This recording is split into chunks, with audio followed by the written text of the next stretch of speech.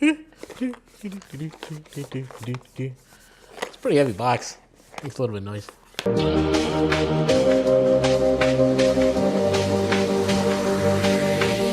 Hey, what's up? Sean Reese here at HeavyTek. Sorry for the delay in the video. It's been a little while since I've put one out. I know. I usually try to put two videos out a month, but this time I got a little caught up with school and studying and some final exams, so I had to make sure I took care of that first before I was able to finish this video. But here we are. Today we're gonna talk about one of the most recent coolers released by HeavyTek. It is the Freezer 33 Esports Edition. I got the black and white one. Gotta be cool if they just made it all black. It'd be nice. Well, I got the black and white one. I bought it on Newegg for about $32 and some change. Came in the regular Newegg shipping, slow as snail's pace. Anyways, I got the cooler from Newegg for about 32 bucks. I wanted to test one of their widely used coolers that has gained notoriety and popularity in the recent months with the esports community. You know, people who play titles such as Overwatch, League of Legends, Rocket League, yada yada yada.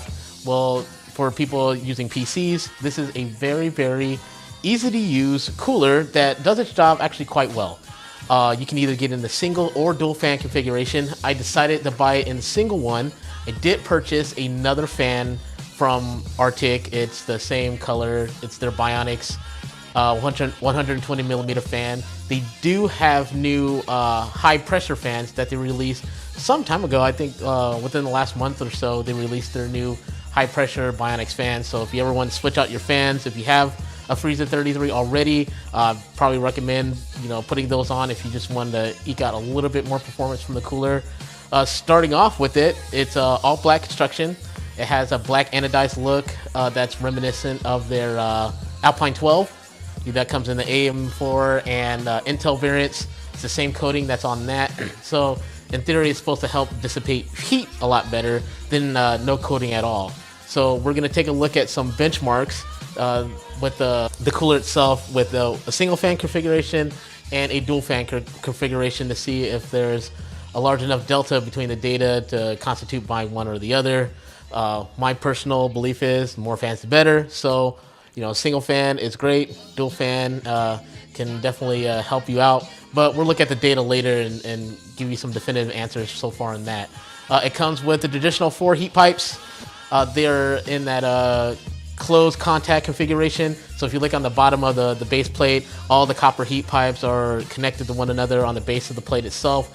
I'm not sure if the plate is actually copper and then nickel plated, or if it's just a regular nickel plated heat plate, cold plate, as to say. So I didn't see any documentation stating whether or not that was it. They say that the cooler has excellent compatibility for motherboards, so you're not going to have any real issues about it contacting or getting in the way of anything. And it's only 150 millimeters tall, so you shouldn't have any issues of it contacting the edge of your case, whether it be tempered glass or otherwise. Especially when you have it in the dual fan configuration, the fans aren't that thick, so you don't have to worry about any interference issues, especially with those really, really high I/O shield covers on the back of some motherboards. Well, you get your traditional hardware. It comes with all the available bolts, screws, nuts, and plates that you need to mount it to the motherboard. It even gives you extra clips for the fans if you wanted to add an extra fan to the cooler that you can go ahead and attach it without any further issue. One thing off the bat, I did not get a owner's manual to how to install this, how to install the cooler. It wasn't that bad. It was pretty straightforward, but having some instructions in there would have been nice. I don't know if that was just an oversight in packaging that they missed, or that HeavyTek intentionally omitted that information. Putting this cooler onto the board was kind of a pain. It wasn't as straightforward as I would like to be, that you would see from other manufacturers like maybe Noctua or Cryorig. The way they had it set up, or at least the way I had to do it, I had to attach like one of the bars first, then slide it in. It just wasn't as efficient as I thought it could be. That's definitely something that I think HeavyTek may be able to improve on with this cooler, is the mounting hardware and how it's attached. I think a lot of people are doing like the bar method, where you go the plate to the back, do like the small stands off and then the plates, and then the cooler actually just attached to the plates itself that way. So I don't know why they chose to do it this way. It has 4 long screws that have to go through the top, and then the top bars that kind of like hold it to the plate itself. So it was a little less intuitive than I'd like it to be, but you know, it might not bother other people, but I thought it sucked personally. The fan has a 3-phase motor, so it's supposed to give you silent operation and good efficiency with moving air from the fan. And I tell you what, this is probably one of the best things about this cooler, is how sexy that fan is. I like how aggressive it is, the angles of the blades. It makes it really stands out. And if HeavyTek could ever make like a blacked out version of this fan, like it'd be really sexy. So, you know, I'd love for them to do something like that. But, you know, of course, you know, it's up to them. But it really adds to the look to the cooler. The fin design, it's real simple. It's not too aggressive, but when paired with that fan, I think the overall look makes it look really sharp. It's probably one of the best looking coolers that I've seen in a real long time. Coming up next would probably be like the Hyper 212 Black Edition from Cooler Master. That's another one that they have a different fan design that makes it look really sharp. But HeavyTek put the nail on the head with this, the way they designed the fan and the way it just contrasts with the cooler itself. As for the specifications, it has direct touch. So that's what I said before with the heat pipes. They are connected to one another. They are 4 millimeter. There are 4 6-millimeter heat pipes, which is pretty standard for the cooler of this size. You have aluminum fins. There are about 49 of them with a thickness of 0.5 millimeters. So they're relatively spaced far apart. You get their HeavyTek's MX4 thermal heat paste. You get one 120 millimeter fan that has a range of 200 to about 1800 RPM.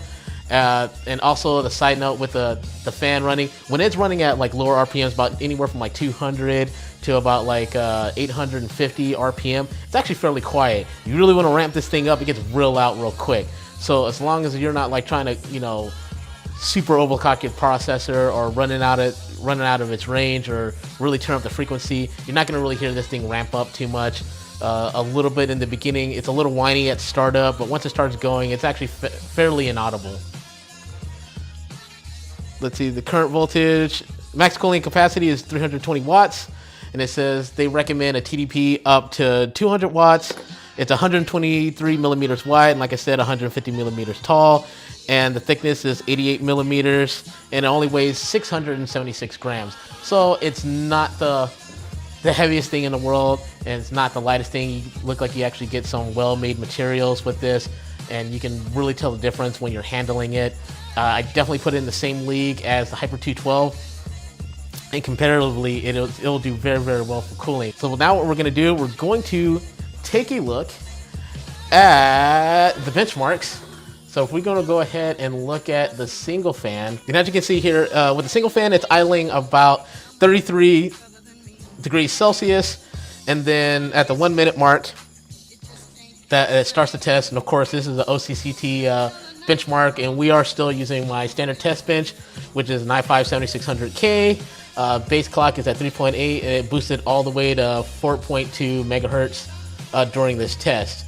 And about the 1 minute mark, it shot up almost immediately to about 70 degrees Celsius, and then peaked at around like 75, almost 76 degrees, like roughly maybe like 75 and a half. And then after the test was over, about the 4 minutes, it dropped back down fairly quickly, and then hovered around about 36 to 35 degrees Celsius before evening off at the end of the 5 minute test. And then we move on to the dual fan test, and then it was actually really good. So around idle, you can get about 30 degrees Celsius. It peaked a little bit in the beginning with the first minute of the idle test, and then a little bit, maybe something was running in the background or some program. It shot up to about 47, and then immediately dropped right back down to about 30 degrees Celsius.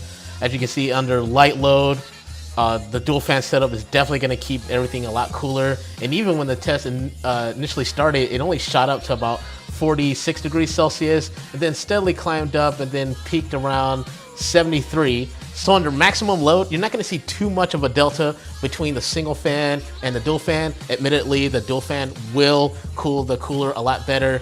Where I think the dual fan will really shine is definitely in the idle applications, the light load, and about mild overclocks for your CPU. It'll definitely keep it cool in that range. And of course, the ambient temperature here is still about 75 degrees Celsius, even if it is wintertime here in Florida. But I try to keep that a little bit of constant. It is a little bit cooler in the morning, but I did run the test around like in the middle, like I think it was in the morning or it was in the afternoon. I have to check the slide again. Either way, like I said, the dual fan is definitely going to excel in this area. If you don't have the dual fan, it's not a killer for purchasing one of these.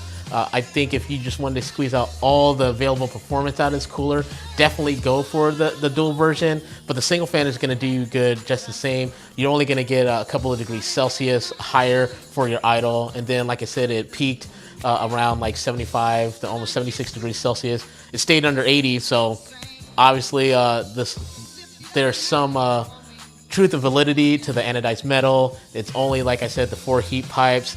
The fan density is okay, and just the available efficiency of the fan. It just kept everything in line with dealing with the processor. So if you guys are definitely looking for something that's relatively cheap, it is about 32 bucks. Like, so it is competing the same range as I say beginning mid-range coolers, not so much low end. You know, you're not paying, you know, a $17 or $18 cooling part. I forgot what I was gonna say. The pros for this cooler, definitely it looks sharp. Sharp looking CPU cooler. One of the best looking ones I've seen in a very, very long time. That instantly caught my eye. The only other thing that I believe that it does well is definitely the idle to low workloads for cooling. That is definitely a plus in the book, that you're not going to have to worry about running high fan profiles on this thing. That if you could leave it on the stock fan profiles, it would just be fine. You could tweak it just to squeeze some more performance out of it, but I don't really feel that it's necessary. And onto the cons. The things I didn't particularly like about this cooler is the fact that mounting it was kind of a pain. I didn't really care for the hardware that HeavyTek was using to kind of attach it to the motherboard. But that's essentially it. There are definitely more pros for this cooler than there are cons for me. I don't know if the missing instructions is so much of a con. I really think that was probably just like a packaging oversight. I'm not really holding that against HeavyTek.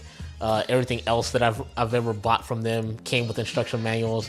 So I'm just thinking that was just kind of like a one-off thing. But other than that, you know, that's about the only gripe that I have for this cooler, is that, you know, putting it on the motherboard kind of sucked. So if you're going to get this thing, I definitely recommend it. It's got my seal of approval.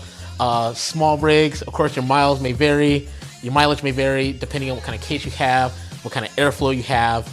Going into the case is definitely going to affect some of the numbers you saw in the slides for the benchmark accordingly. So if you have a lot of choked air or not a lot of airflow, of course, you can raise those by a couple of degrees Celsius. And if you have extremely good airflow, you're probably going to have the same or maintain a little bit less temperature inside your case. So those are just variables I can't totally account for, but you should be able to, you know, be satisfied with its performance depending on, you know, what you have. I do believe that the price is actually pretty fair for what you're getting, especially with the coating that they're putting onto the fins. I think they do have like a Freezer 33 that's not like the Esports edition.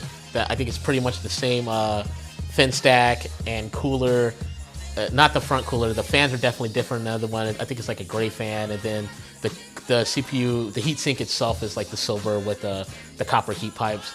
So definitely them, you know, pinning all this stuff and then adding the fan definitely adds to the appeal and a little bit more in price. But it's still within the range, like I said, of the Hyper 212. They're not that far between one another. So if you're looking for something a little bit less or cheap, or definitely a solid competitor, the Esports is definitely one of those things that you should consider. They do make the dual fan version. You can buy that. I think I caught the Esports on like a little bit of a sale, and the Bionics fan by itself was about 19 bucks.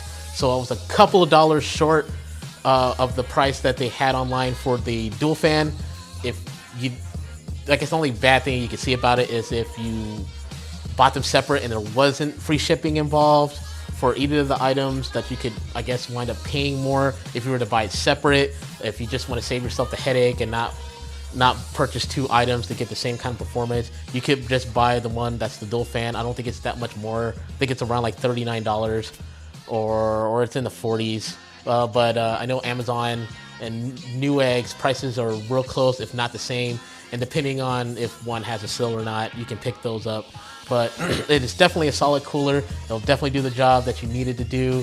I was really satisfied with it. It was fun to test with. I ran a couple of games with it, and overall, even though I didn't have any data recorded for that, I'll probably do that another, maybe a cooler shootout or something like that, and we'll pit it again. I'll be able to have some data for that.